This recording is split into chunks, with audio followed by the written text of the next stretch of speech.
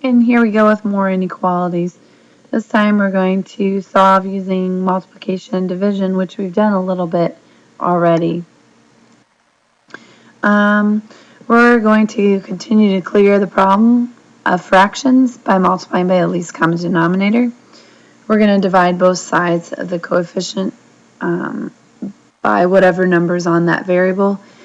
We're going to divide, and when we divide or multiply by a negative on both sides, we're going to flip that sign around. Here we go. Let's start in with some examples. Best way to learn. So we're going to go ahead and divide by -3 on both sides. That's what we just got through talking about. When we divide by a negative on both sides, we have to remember to flip this sign around. This does give us a positive 8. Negative divided by a negative is positive.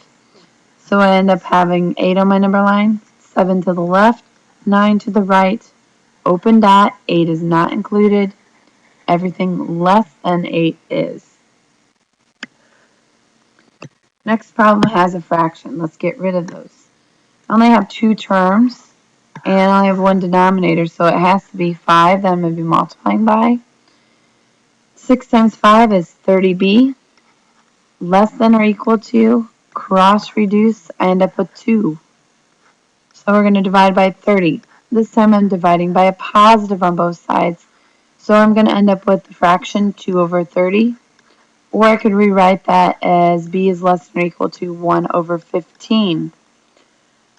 1/15 is between 1 and 0, or 0 and 1 I really should say. I'll put 1 over 15 on the number line. I'll use a closed dot, meaning that it is included. Everything less than 1/15 is part of my solution set. The next problem, we have another fraction, so we're going to eliminate it by finding the least common denominator, which is 3. Multiply by 3 on both sides. Those cross reduce. I get n is greater than or equal to 18. So we're already finished solving this one. I'll put 18 on the number line, 19 to the right, 17 to the left. Close and dot, 18 is included in the solution set, and I will shade to the right. We're moving along quite quickly here. Please feel free at any point in time to pause me or get yourself a snack.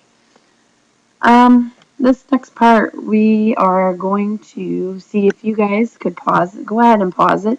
See if you can try this problem on your own. I'm going to just continue on, but you should pause it and see if you can come up with the answer yourself.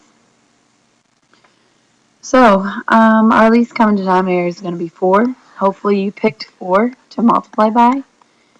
When you cross reduce, the 4's fall away, and b is greater than, cross reduce, you end up with 2. Hopefully you have the right answer. If not, you'll correct that in your notes. We're going to put 2 on the number line, 3 to the right, 1 to the left, greater than 2. So open dot on 2 and shade to the right.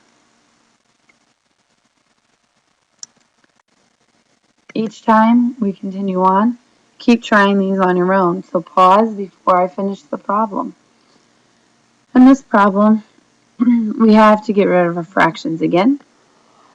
So we're going to multiply by the least common denominator, which is 3. This time my 3's cross reduce, and I end up getting a negative, drop that negative down, 2n, less than or equal to 6. Get to use that special rule again. We're going to divide by a negative on both sides. When we do divide by a negative on both sides, we have to remember to flip the sign. So we get -3. Put -3 on the number line, -2 to the right, -4 to the left,